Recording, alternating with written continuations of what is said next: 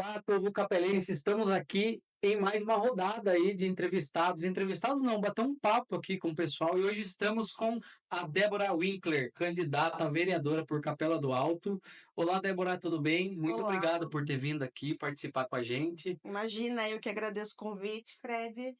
E vamos lá, bater o nosso papo. É isso aí. Débora, conta um pouco para mim de onde que surgiu essa vontade sua por mudanças, né, a partir da política na sua vida e na vida das pessoas aí da sua vida. O que que despertou em você? Se você já entrou alguma vez antes como candidata, conta um pouco a sua trajetória pra gente. Eu acho que a política ela tá na nossa vida de forma geral, em todos os sentidos, a política. E eu desde criança, eu sempre ouvi meu pai falar de política, do interesse dele por política. E aí eu me casei com o Alessandro, que também gosta de política, sempre esteve envolvido no meio da política. E eu acho que aí o gosto pela política também aumentou a curiosidade de entender mais sobre o assunto, apesar de que nós temos sempre mais o que aprender. A política ela é uma coisa que está mudando também, né? Está se inovando. E eu gosto de política.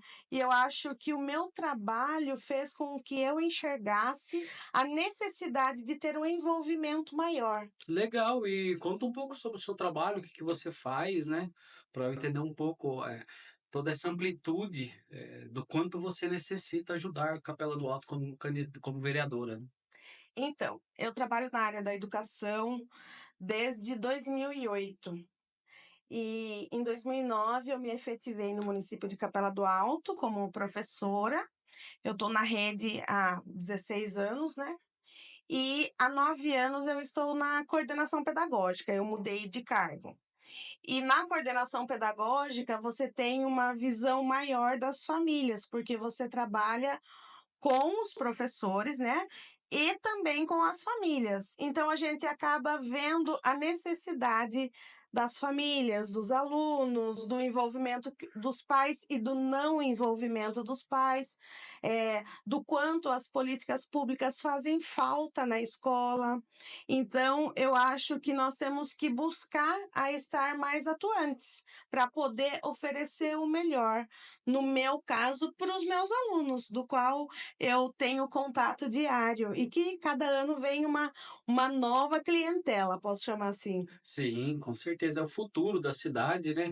E conta um pouco para mim, para eu entender, para o povo de casa também, a diferença de um professor, de um coordenador pedagógico, essas diferenças técnicas, o que cada um faz, é responsável em si, e também as escolas que você trabalha, né, por conta de você ter essa amplitude, quais bairros, enfim, todo esse know-how da sua parte na educação.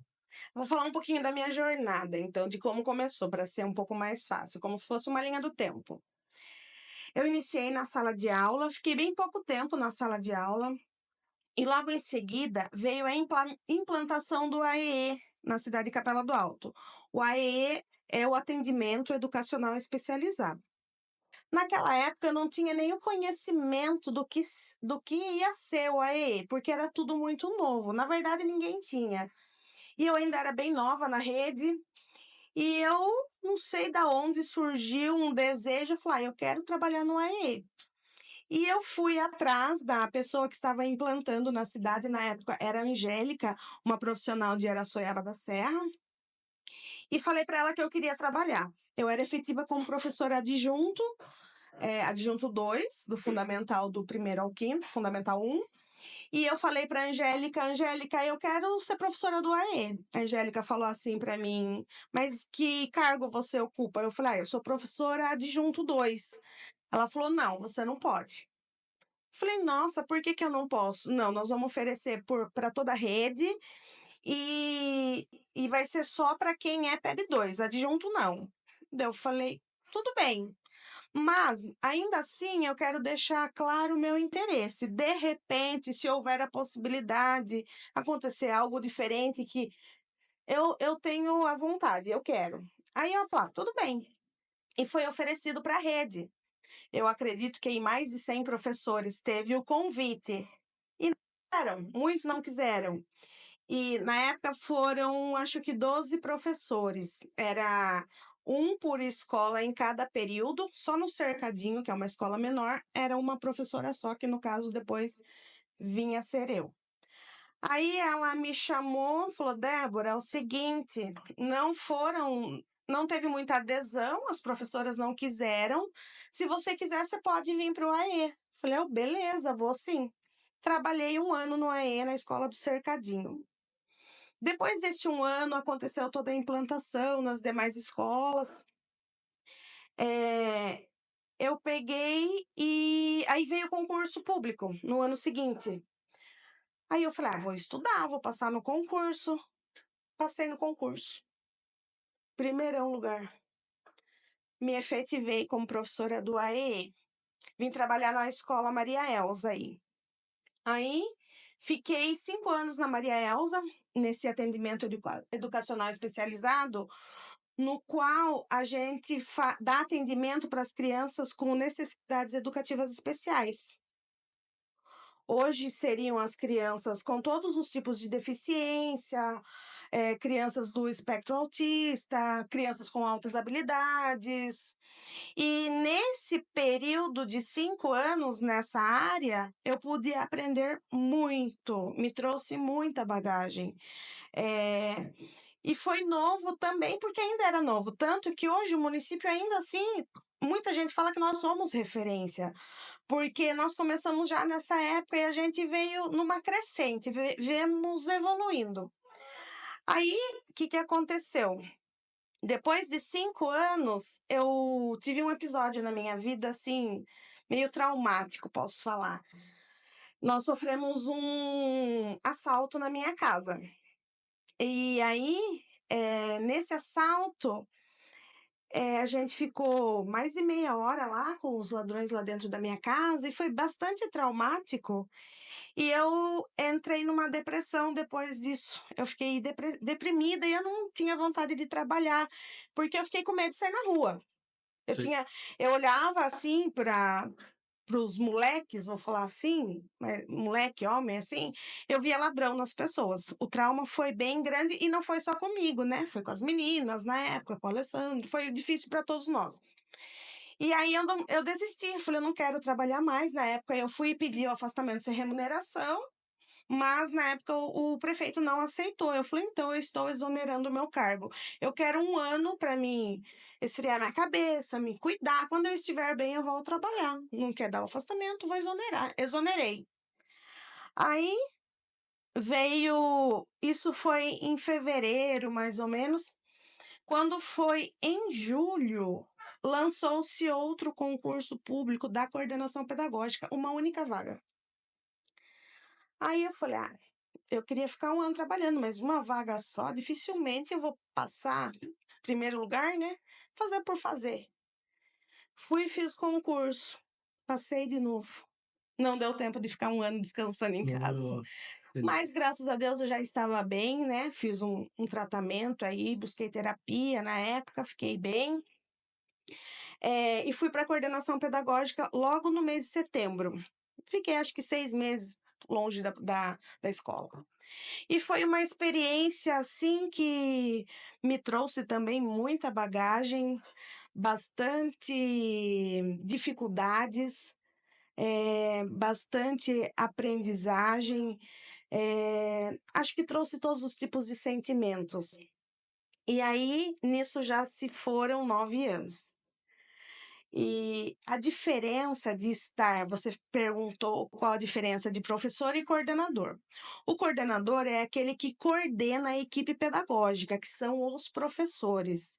Ele é o suporte pedagógico da escola. Ele é como se fosse um apoiador. E em todos os sentidos de apoiador, porque tem dias que o seu professor, ele não quer só o seu suporte técnico, ele quer o seu ombro, porque ele não veio bem de casa, ele precisa que você seja, que você tenha esse olhar humanizado.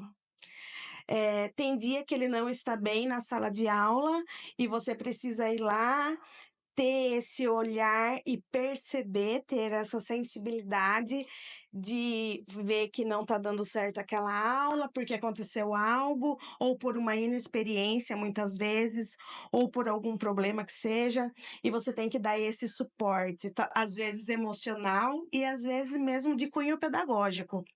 Então, assim, o coordenador é aquele que faz também a ponte entre a direção e os professores. E então ele tem que ter uma afinidade, eu acho que seria essa palavra, com os professores, porque ele tem que passar confiança para o professor. Para o professor poder conseguir chegar nele, não vê ele como um fiscalizador que ele vai. Porque o coordenador, ele às vezes precisa entrar em aula, assistir aula, para ver como que está sendo o desenvolvimento do trabalho. Como eu falei, não para fiscalizar, mas para de repente perceber, não, esse professor está com certa dificuldade aqui, vou dar essa ideia para ele. Vamos lá, vamos ver se funciona. Dar sugestões. E às vezes nem é problemas de cunho pedagógico, às vezes é uma coisa do dia a dia que ele não está bem aquele dia e por isso aquela aula não funcionou. De repente, ele planejou, aquele planejamento não era para acontecer daquela forma, porque o dia aconteceu algum imprevisto. Às vezes acontece de já aconteceu muito, de faltar vários professores no dia, aí o coordenador tem que também pensar ali numa estratégia, porque o aluno tem direito de estar na escola, de ter aula Sim. todos os dias. Os pais não sabem que o professor ficou doente naquele momento e não pôde vir, e não posso ligar para o pai buscar o aluno. Então ali a direção, a equipe gestora que tem que ter esse envolvimento, que tem que arrumar alguma estratégia, mas aquelas crianças precisam ter aulas. E o coordenador é essa pessoa, né? Essa pessoa que faz essa ponte entre a gestão, que é o diretor, o vice-diretor, e também com os pais, de repente. Às vezes, um aluno lá, de repente, tem um problema e o professor chama o coordenador. Olha, está acontecendo isso, isso, isso. Aí a gente vai lá e pensa junto. Por que será que essa criança está assim? Será que ela está com algum problema em casa? Ou será que ela pode ter algum problema neurológico, por isso ela não tem um Um desenvolvimento neurotípico, né? igual os demais alunos? Aí é a hora que a gente pensa, a gente conversa sobre aquele aluno, e aí, em conjunto, a gente chega, né, a uma opinião. E é assim é o trabalho do coordenador, é esse envolvimento, é dar esse suporte para a sua equipe de professores. É, legal. E falando um pouco mais sobre esses problemas, né, que o coordenador enfrenta, qual a sua visão dos maiores problemas hoje da educação no nosso município e como você pensa que seja a melhor solução para isso, Débora? Você que está lá diariamente vendo todos esses problemas acontecendo. Olha, a educação, no nosso país, ela tem vários problemas. Eu tô falando de no nosso país, né, a nível de Brasil. E em Capela, a gente tem uma rede de apoio até, a gente tem, né, nós temos ótimos professores, nós temos, escolas com prédios com boas estruturas, uma boa estrutura física. Hoje nós trabalhamos com o material do estado, trabalhamos com livros de suporte também para algumas séries, porém nós não temos um apostilado, que é uma cobrança maior dos professores, de alguns, não são todos, né, porque nós temos aí mais de 230 professores, eu acho, no município. Nós temos a questão da tecnologia, que hoje para muitos é uma maravilha, mas para muitos é um bicho de 7 cabeças. Então, assim, a gente lida com uma diversidade muito grande e a gente precisa saber dosar e dar esse suporte. Você falou sobre tecnologia. Esse acesso ele é igual em todos os bairros ou Não, não, nem porque há sempre. desigualdade, né? Às vezes num bairro mais carente não tem esse acesso à tecnologia como o bairro central tem, por exemplo. É, até mesmo por questão de sinal. Eu não entendo muito dessa área, dessa questão de sinal. Eu sei que tem bairro que não pega, não tem internet, não funciona. Às vezes eles têm o equipamento, não é o caso do bairro que eu trabalho, tem o equipamento lá, mas não tem o sinal da internet, então não consegue fazer uso. E claro que o aluno que tem o equipamento ali, que faz uso do equipamento, ele vai ter um desenvolvimento melhor, desde que o docente, o professor, ele também tenha o conhecimento do material ali que ele está usando e para ele poder trabalhar com o aluno dele, porque senão também é a mesma coisa de você dar uma BMW e a pessoa não souber dirigir. Sim. Então, aí aquilo fica inviável. E assim, e algo que dificultou muito para nós foi a questão da pandemia. Isso não é capela, né? Isso é mundial, foi uma pandemia. E o que que acontece? Essa pandemia, ela deixou para nós anos de problemas aí, né? De atrasos na aprendizagem.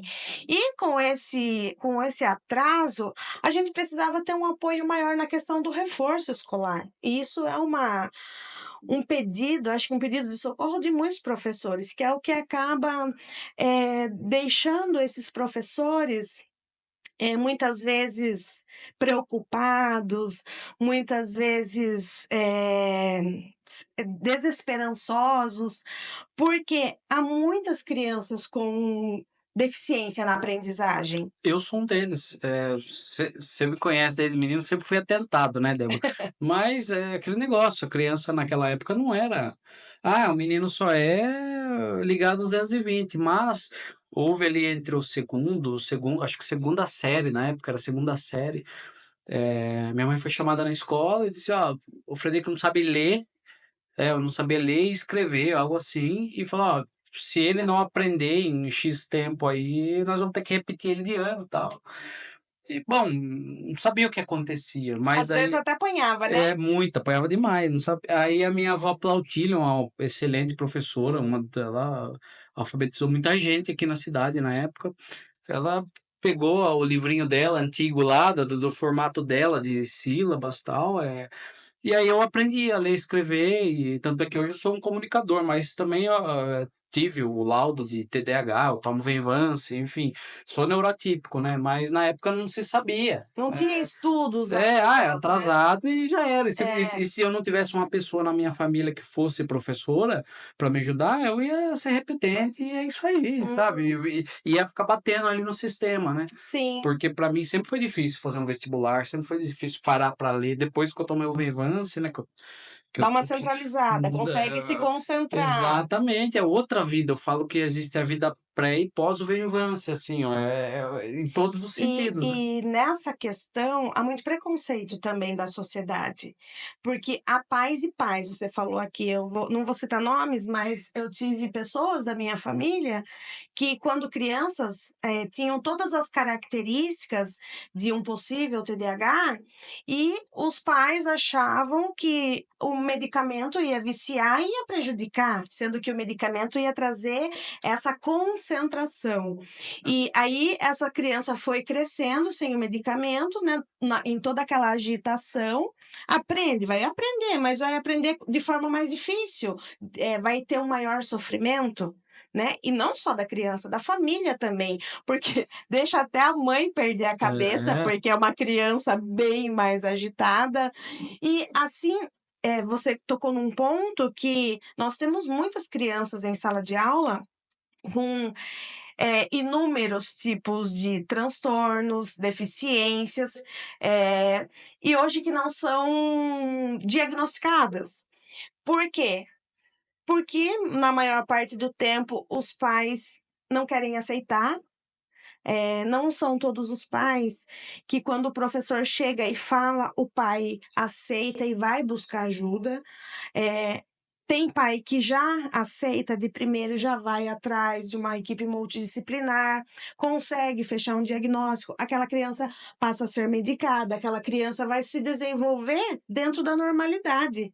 Acaba o sofrimento até do professor, é. porque aquela criança que não está medicada, aquela criança que não está ali fazendo as terapias necessárias, o professor se vê perdido, porque na É. sala de aula não é só ele. é 20, é 30, é 36, né? Até que na escola que eu trabalho, a gente tem um número razoável de alunos dentro da sala. Não é uma sala numerosa, é uma sala ou outra. São salas com números bem razoáveis, mas assim, nas escolas do centro, a gente sabe que o número é bem maior de alunos dentro da sala. E hoje há vindo uma crescente muito grande de crianças com deficiências. Hoje, eu fiz pós em educação especial, acho que há mais de 10 anos, e naquela época, você é jovem, talvez você não vá se lembrar, nós tínhamos, ai, como que era o nome daquela doença? Chikungunya. Hã. E na época eles falavam que nós iríamos educar, e essa doença trouxe muito aquela Microcefalia? microcefalia, hidrocefalia e outras comorbidades também. E então cresceu muito. Hoje nós temos muitas crianças com espectro autista, muitas que já estão diagnosticadas, houve uma crescente muito grande, outras que ainda não estão e que os pais não querem buscar um diagnóstico, porque eu lembro que na pós, quando eu fiz, a professora falava assim: imagina, o pai, ele prepara a mala para ir para a Disney e de repente ele vai para um país aonde ele só vai ver a Disney é um parque de diversão lindo e maravilhoso. Só que de repente o avião muda a rota e ele vai para um lugar, vamos falar assim, de um lugar feio. Vamos falar de um lugar triste, um lugar então, acaba acontecendo isso, porque o pai está esperando aquele filho perfeito. E nós, enquanto sociedade, nós temos até o preconceito de falar quando você vê uma mulher grávida: "Ai, que Deus abençoe, que venha com saúde". É, Todo mundo fala quase isso. E se não vier com saúde, então não é para ter a bênção de Deus? é. Né? Então é importante que a mãe, que ela ame o filho do jeito que ele vier, né? Então a gente precisa aceitar e só que não é fácil para a mãe, é como eu falei da viagem, ela preparou aquele enxoval, ela tá naquela expectativa de que vai vir a criança perfeita, de repente não vem, e ali leva anos para ter uma aceitação. Tem mães que não têm condições, isso é um agravante que eu que trabalho no bairro do Porto, a gente percebe, trabalhei no Cercadinho, a gente percebe os pais dessas crianças que hoje estão em investigação para se chegar a um diagnóstico, eles têm muita dificuldade, porque nós temos o centro de referência aqui no centro da cidade, né, ao lado da Secretaria da Educação, que ali ficam os profissionais da equipe multidisciplinar, a psicopedagoga, a fonoaudióloga nós não estamos tendo, a psicóloga, E a não tem fonoaudiólogo hoje, não? hoje não temos no município, a terapeuta ocupacional, e, ali a criança vai passando, só que o que acontece? A criança do bairro, a maioria, infelizmente, são crianças de vulnerabilidade social. Aí o pai, por mais que talvez às vezes ele até tenha carteirinha para vir de ônibus, só que pensa um pai pegar o ônibus meio-dia, que é o horário da fome, né, por mais que ele comeu uma coisa ou outra em casa, Sim. ele vir para o centro de Capela, aí ele vai passar por pelo profissional e ele só tem ônibus 5, 6 horas da tarde para voltar. O que que acontece? Ele perdeu o dia de trabalho, quando ele vem, ele passou o transtorno de não ter o dinheiro de comprar um lanche para aquela criança. Então isso dificulta muito, os pais acabam não trazendo as crianças. Aí nesse processo não se chega a um diagnóstico. Às vezes tem crianças que os professores começam a encaminhar na educação infantil, É, e a não. gente vai chegar no diagnóstico no final do ensino fundamental 2, E é quando. no nono ano. É, E aquela criança sofreu os 9 anos e o professor junto com ela. e esse processo de formação do cérebro da criança nos primeiros anos é muito importante. Então, se não há um trabalho de uma fonoaudióloga, de todos esses médicos, você acaba perdendo uma vida de qualidade que poderia ter uma qualidade. essa criança desde o começo, né, a gente fala muito sobre telas, a tela também, pra criança que está em Isso. cérebro em formação, imagina que o cérebro dessa criança não é formada, e ela dobra de tamanho o cérebro de uma criança em 1 ano, então já dá para ver que há muita formação ainda, né. Então esses Isso. anos são muito importantes e às vezes é É. isso que não há, né, esse olhar desde o do início do problema da prevenção, né, Débora? Uhum. Então, e eu como trabalhei com educação especial, a gente tem um olhar mais aprofundado, a gente consegue enxergar as características. Claro que ninguém vai sair dando diagnóstico, não é essa a minha função e nem a minha intenção. Mas a gente percebe as características, né? Eu fiz pós-graduação em educação especial e psicopedagogia clínica e institucional. Nunca atuei na psicopedagogia clínica, né, no caso. E trabalhei no AE por 6 anos, então foi uma experiência que deu para aprender bastante. Então hoje, quando eu olho para a criança, eu consigo perceber muita coisa. E eu vejo assim, e essa é como que eu posso falar? É a preocupação maior dos professores, porque eles se veem muitas vezes eles se cobram das crianças não aprenderem, eles fazem um trabalho, às vezes se dedicam, planejam e acabam se frustrando. E eles acabam, achando que eles que não conseguiram usar a estratégia correta, mas só que na verdade às vezes não é isso. Às vezes aquela criança ela tem uma deficiência, É, ela exatamente. tem algo que impede ela de aprender. E o professor acaba carregando esse peso. E eu, enquanto coordenadora, eu procuro colocar isso para os meus professores, de que nós temos que fazer a nossa parte. A gente encaminha, a gente orienta os pais, a gente trabalha com material adaptado, o coordenador também orienta de como adaptar esse material. Mas, se não temos um sucesso maior, é porque não é nós que não estamos fazendo a nossa parte. Sim, há Já há muito foge da sim. nossa alçada. Há muitos questionamentos, quanto da parte da educação e é complicado chegar num consenso, mas há 2 questões aí que eu gostaria de saber a sua opinião. A primeira é, bom, lutou-se tanto para municipalizar alguns pontos da educação, por que usar um material do governo? Então, por que não faz de fato a apostila? E enfim, juntam cabeças pensantes, bons profissionais e chegam num consenso.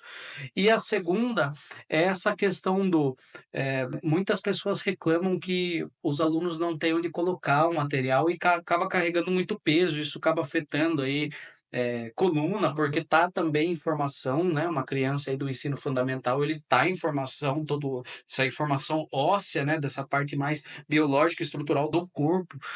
Quais são a sua visão nesses 2 pontos, né?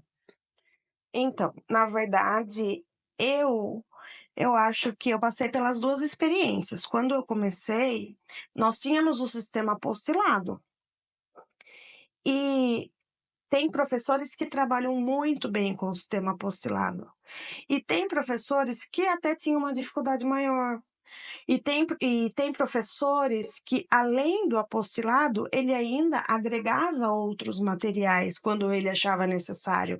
O material pedagógico é um norteador, né, não necessariamente ele tem que ser, seguido de forma engessada, ele sempre foi um norteador. O material do Estado hoje ele dá mais trabalho para o professor, porque o professor ele precisa, atrás de muita pesquisa, de muito material. E o que que alguns professores cada escola é uma realidade, eu não posso julgar todas as escolas, porque cada uma é uma realidade. Os professores reclamam porque daí há questões de impressão digital, que às vezes acaba tendo cota, tem escolas que são maiores que não dá conta, porque passa da cota, tem professores que gostam de imprimir muita coisa, que de repente, aos olhos de um coordenador ou outro, aquilo não foi planejado de forma eficiente, vamos dizer assim. E tem professor que trabalha maravilhosamente com o material do Estado. Só que é uma questão de um olhar divergente. Às vezes o que é bom para mim não é bom para você. E sempre foi usado da democracia. Quando foi feita a troca do material, deixamos o apostilado e viemos para o material do Estado, eu não lembro exatamente, mas foi feito uma pesquisa, né, acho que através de forms, se não me falha a memória, e depois também foi feito uma comiss e foi usado material do Estado, porque alguns professores também atuam no Estado. Então, achou-se por melhor, a maioria acabou optando pelo material do Estado, e aí tínhamos também o material do digital, né, que nós temos na plataforma, e foi contratado também o material do Giro, que é um material que é mais de monitoramento da aprendizagem, né, onde se trabalham as habilidades específicas.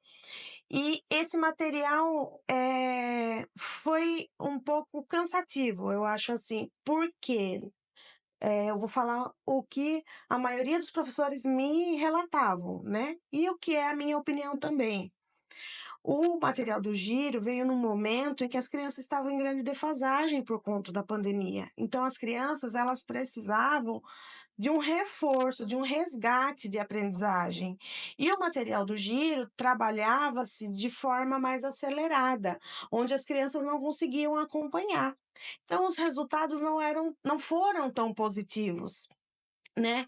Então aí, alguns professores começaram os questionamentos, porque aí além do material do Estado, mais o material do Giro, mais os livros que vinham, e ainda assim eles tinham que fazer pesquisas para se chegar num único material e trabalhar no dia a dia. Isso foi tornando-se cansativo para eles, e hoje, como eles já a maioria tinha trabalhado com o apostilado, aonde vem um único material norteador, o pessoal achou que era um instrumento de trabalho mais eficiente, né. Então eu vejo que foi uma questão de opinião. Eu acho que o apostilado, ele dá mais suporte para o professor, principalmente para os professores mais inexperientes. O professor mais experiente, ele tem o apostilado como norteador e ele vai atrás, ele pesquisa, assim como os novos também. Só que eles não vêm, tão perdidos com tantos livros, aonde eles têm que, trabalhar com todos os livros e fica o que você falou, as crianças levam para casa e não trazem, esquecem, ou quando trazem não sabe, deixa tudo na bolsa, vem com aquele peso, porque nós não temos armário suficiente para deixar guardado, né. O que é possível deixar, lá na escola onde eu trabalho até deixa, mas assim, lá não são tantos alunos quanto uma escola Maria Elza, que é do centro, quanto uma escola Marcílio. Então fica inviável, porque nós não temos espaço físico para guardar o material. E quanto mais material, eu acho que o professor acaba se vendo, fica uma coisa cansativa. E hoje eu acho que o apostilado é uma forma mais eficiente de trabalho e que favorece mais a aprendizagem dos alunos. Legal. E quando você diz material do Giro, são aquelas matérias, por exemplo, sobre empreendedorismo ou não? Não, isso é um outro projeto. Além, né, dos materiais que eles trabalham, eles também têm alguns projetos, né, que a secretaria, eh, orienta que nós trabalhemos. Temos o projeto do GEP, temos o projeto da Feira de Ciências, temos projeto CCR, CPFL. E agora temos o Financinhas. Então os professores também questionam muito isso, eles acham que esses projetos fazem com que eles não consigam trabalhar o dito arroz com feijão. Sim, que Na não que às vezes não é, por conta, né, até do Covid, não é um problema, do município em si, é do Brasil, todo mundo todo, e aí acaba colocando muitas matérias que, ao meu ver também acredito, eu não gostaria com meu filho com 6 7 anos de idade, viu, e aprender empreendedorismo, existe uma idade correta, assim como eu acho que aprender inglês, se você isso daí, existem estudos que comprovam, você aprender uma criança que criada em 2 línguas lá, tudo bem, ela aprende e tal, mas é muito confuso para ela, porque ela tem que ter a língua mãe, ela tem que ter a sua língua nativa, e aí depois aprender uma outra língua. E outra, o inglês não é uma língua difícil, o inglês não é uma língua difícil, o português é muito mais. Então, às vezes, a gente acha que a criança começando muitas coisas, desde pequena, não, essa criança vai ser, um sucesso. Não, acaba, em vez de ajudar, atrapalhando, né, Débora? O que eu vejo como pai e o que eu estudo sobre isso também. Então, os professores, acho que na sua maioria, eles acham que acaba sendo um excesso, né. Eu penso que os projetos são bons os projetos, só que eu sempre sou da opinião que não tem que ser uma imposição, uma obrigatoriedade. Eu acho que tem que ser assim: existem esses projetos, mas você, professor, vai avaliar se hoje vale a pena trabalhar esse projeto com a sua sala. Se você acha que você vai conseguir, fazer associar ao seu trabalho com as habilidades que você está desenvolvendo, beleza. O professor sabe da realidade da sala dele. Só que o que que acaba no relato deles acontecendo? Essa questão de ter que trabalhar todos os projetos. Então, eu acho que se fosse um pouco mais aberto, funcionaria talvez melhor. Até porque, é como você falou, as salas elas são diferentes uma das outras. Tem salas que você fala: "Não, o projeto do GEP aqui vai ser um sucesso", mas tem uma outra sala: "Não, essa sala veio com um número maior de alunos com uma defasagem, eu preciso trabalhar mais a alfabetização, o projeto do GEP, em vez de me ajudar, vai dificultar o meu trabalho, não é o momento de trabalhar isso com eles". Ou, de repente, eu quero trabalhar um projeto financeiro, como foi? A história do Financinhas foi assim: nós temos também o projeto do Cicobi, me recordei agora. Eu conheci a Ana Carla e ela estava com um monte de material numa formação que Quem é nós. Ana Carla? Ana Carla é uma responsável do Banco Cicobi que trouxe um projeto para a Secretaria da Educação. E no dia que ela foi nos dar a formação, que na época era terceiro e sétimo, se eu não me falha a memória, e ela estava com um monte de material na mesa. E aí, Ana Carla, eu sou muito curiosa, eu vi aquele monte de livro, eu já fui olhar, e eram livros uma belezinha. E as minhas professoras trabalhavam o projeto Moedinha na escola há anos já. Um projeto que a professora Valéria fez, e depois a Tati também já começou a trabalhar junto, elas foram só aperfeiçoando um projeto maravilhoso, a NET, todas elas trabalhavam. E aí eu vi aquele material, eu falei: "Nossa, esse material é legal". Como elas já trabalham o Moedinha, agregar esse material, eu acho que vai ser interessante para elas. Fui e perguntei à Ana Carla: "Como funciona esse projeto do Financinhas?". A Ana Carla explicou para mim: "Ah, não, tem que fazer uma trilha, as crianças vão a escola vai ganhar um kit de 3 livros, tem uns vídeos sobre educação financeira, tem umas ideias lá de como fazer na aula e é simples, super simples, e precisa ter 3 registros". Eu falei: "Ó, eu vou perguntar se as minhas professoras têm interesse, caso elas tenham, eu procuro você". Beleza. Aí fui, conversei com as professoras num HTPC, que é uma reunião que nós fazemos, né, 3 vezes na semana. E deixei, expliquei como funcionava e falei: "Ó, a Ana Carla falou que pode ser um projeto piloto na escola, se vocês tiverem interesse, vai ser algo que vai agregar aquilo que vocês já fazem, mas que fique claro, não é uma imposição, é se vocês acharem que dá". Ah, elas gostaram, algumas quiseram, outras não quiseram, e foi feita dessa forma. Aí, no ano seguinte, veio para todo mundo fazer. Até eu fiquei um pouco, assim, chateada, porque eu ofereci, depois veio em forma de obrigatoriedade, então ficou como se eu tivesse trazendo mais um projeto, Mais livros. mais uma coisa, né, mais uma preocupação para estar trabalhando. E, na verdade, não foi essa a ideia, porque eu sou sempre da opinião, nada imposto funciona. Eu acho que a gente precisa oferecer, sugerir, aí fica a seu critério aceitar ou não. Você dá as possibilidades, né. Tem pessoas que trabalham super felizes, que gostam, tem outras que não estão afim, que acham que tem outras prioridades. A gente precisa respeitar. O importante é que o aluno se desenvolva, né.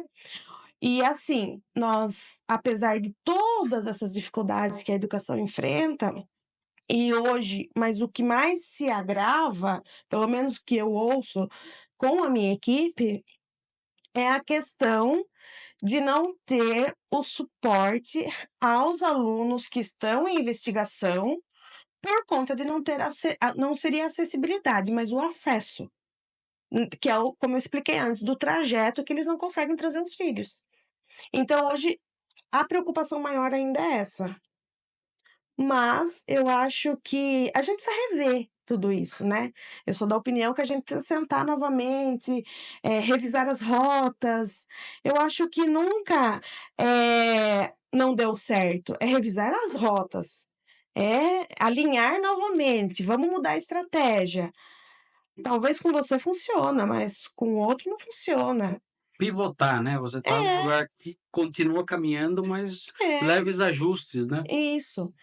Mas eu acho que os professores hoje eles precisam desse olhar mais humanizado, desse olhar mais, eles já são críticos, né, eles estudam bastante, eles são atuantes, então eu acho que eles precisam também dessa autonomia de poder, ver o que realmente vai fazer a diferença dentro da sala de aula dele.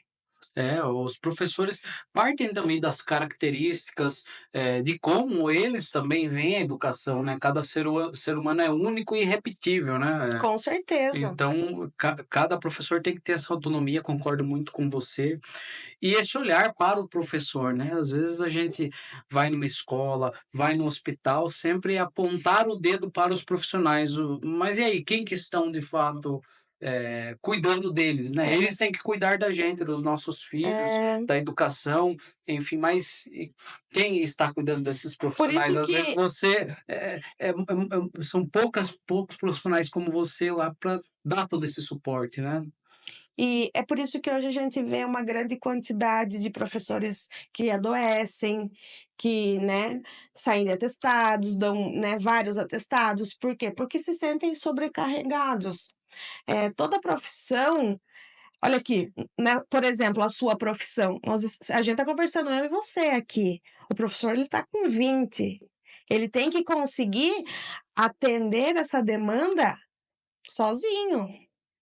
Então, a gente precisa rever, né, como devemos também cuidar desse professor, que Exatamente. cuida de tantas outras vidas. Sim, eu também sou professor em alguns momentos aí, ensino muito os meninos a trabalharem comigo, às vezes vou ensinar, mas eu tô ali um a um, né? Eu tô ali um a um, tô conversando, explicando, ó, eu vou fazer uma vez, depois eu tenho a minha técnica, eu faço primeiro, depois eu faço metade, e essa pessoa conclui, e a partir da terceira vez essa pessoa vai fazendo com a minha supervisão até ela de fato saber e eu delegar, né, então há Sim, enfim, no meu formato como eu entendo do que é ensinar, mas, você ensinar também, ensinar educação financeira, sim, legal, bacana, mas em qual estágio? Às vezes essa criança e muitas pessoas, elas trabalham muito, conquistam todo esse valor, mas é um analfabeto funcional, porque o dinheiro, ele parte de uma presunção de que é muito trabalho, é muita sorte também. Às vezes a pessoa ela atingiu uma vertente ali, mas e essa criança e essa pessoa, ela estudou até a quarta série, mérito dessa pessoa ter enriquecido, né, uhum, e tem essa habilidade financeira, mas muitas outras que são básicas, como você falou, o arroz e o feijão não foi bem feito. é. E se tivesse sido bem Não tive feito, tempo para fazer. exato, e se tivesse sido bem feito, essa pessoa poderia, alcançar muito mais em diversas outras esferas, não só a financeira, né, Uhum. Débora? Pensar o ser humano como um todo, né, não só Sim, na sua integralidade, né, de forma integral. Porém, quando você fala, os professores eles são muito dinâmicos, eles são muito criativos. Eu posso trabalhar a educação financeira com as crianças do primeiro ano, ensinando num cofrinho, vamos guardar a moedinha todo mês, assim, por isso que a gente tinha esse projeto Moedinha. Todo mês, vamos trazer lá a moedinha ao final do ano, vamos contar o que que nós conseguimos. É ensinar a poupar, é ensinar a educação financeira. Então, depende também de como você coloca aquilo como um obstáculo.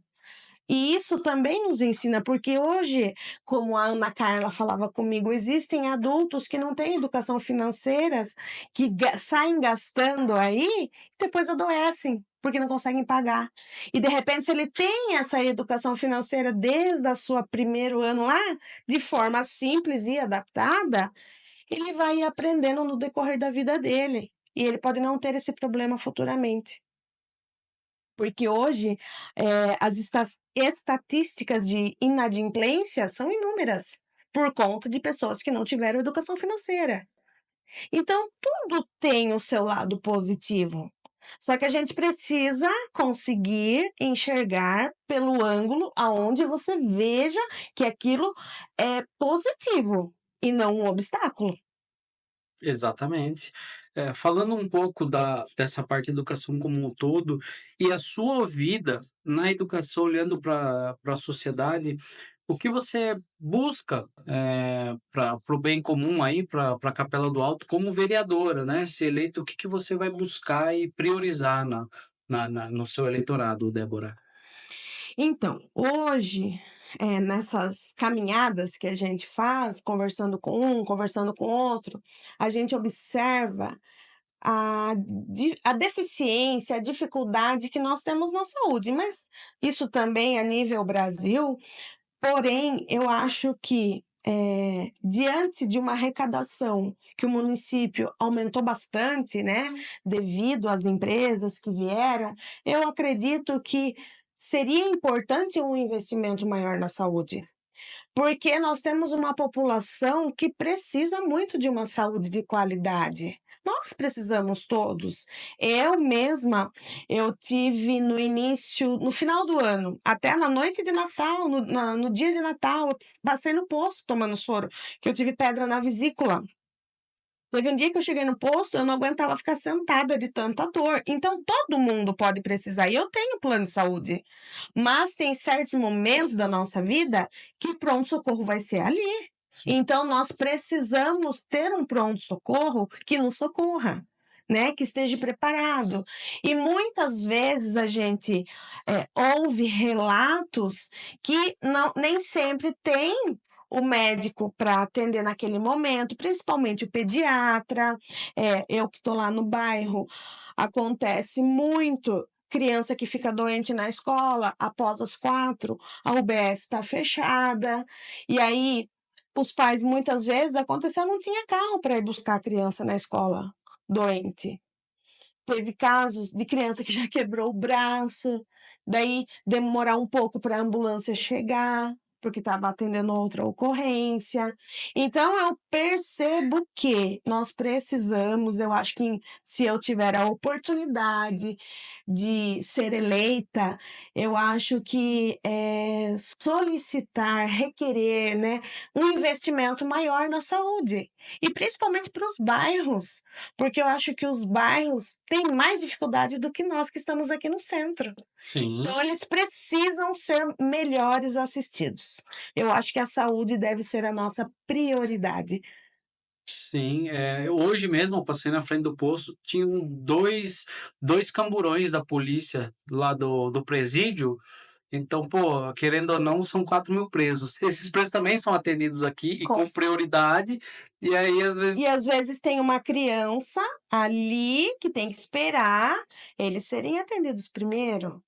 Às vezes tem uma criança lá no porto que tem que esperar, porque já passou das 4 e a UBS está fechada. sim, Ou lá no Hiperozinho que seja, na Nova Capela, 30 ou na minutos Nova Capela, 30 né. minutos caminhando, uma Só senhora que ainda da Nova Capela você consegue vir a pé, do de pé, porto você não consegue. exatamente. E se não tiver carro? E se não tiver dinheiro para pagar o táxi? Porque o ônibus só tem meio-dia e o final da tarde. É, Eu vou exatamente. depender da bondade de alguém, de algum vizinho, de algum parente, para poder levar o meu filho no posto aqui no centro. Então, assim, eu vejo que a gente precisa rever, né, Sim, rever. Teve muitos pontos positivos a gestão atual, muitos. Olha, não tiro nenhum mérito, mas eu acho que muitos pontos precisam ser revistos e repensados. legal, Débora. Bom, estamos chegando ao fim de mais um papo aqui. Quero agradecer a todos vocês que assistiram mais esse episódio do podcast com a Débora Winkler, candidata a vereadora aqui por Capela do Alto. De qual coligação? Qual Partido Progressista, partido? PP11, então. PP. Então, Débora Winkler, candidata a vereadora pelo PP. Você vai olhar para essa câmera aqui, ó. Você vai olhar para essa câmera, vai abrir o seu coração, e dizer o que você quer para o povo capelense, enfim, deixe uma mensagem final para eles, fala o seu número também. Importante que dia 6 está chegando e todo mundo precisa fazer o votar com a maior consciência possível, né. Então, Isso. abra o seu coração e fale para o povo capelense, Débora. Então, eu tô aqui, né, para pedir o voto de confiança para vocês. Eu estou no município há 16 anos, convivendo com famílias diariamente. É, é evidente, é visível a necessidade dessas famílias, e eu gostaria muito de poder trabalhar para poder contribuir. Eu acho de forma positiva, de forma com que eu possa trazer benefícios para as pessoas que mais precisam, porque se nós não servimos para servir, não servimos para nada. E a minha vontade é de servir a população da minha cidade. E é por isso que eu peço o voto de confiança de vocês. Meu número é 11.234 e quero agradecer a todos que estiverem assistindo. Gostaria também de pedir o voto de confiança de todos para o Newton e o Sullivan. Acredito muito no potencial dessa dupla e eu acho que eles podem fazer tudo para termos uma Capela do Alto ainda mais forte. Vote 22. Ter cedido esse tempo, né, de campanha, ainda mais em semana de eleição tão importante. Agradecer a todos os nossos patrocinadores e dizer que dia 6 de outubro vamos fazer uma super live para sortear todos os prêmios. Vamos lá na frente dos colégios eleitorais, né, entrevistar o pessoal. Então vai ser uma super live aí domingo, um evento bem bacana que nós vamos fazer para vocês para fechar com chave de ouro. Agradecer a todos os nossos patrocinadores que está aparecendo na tela. E é isso, até a próxima. Obrigado.